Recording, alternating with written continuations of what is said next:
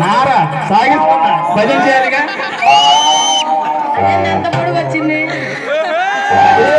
మొన్నటిదాకా ధ్యానం ఉండేది, ఈ మధ్యన భజన చేసేసి 3 అయింది.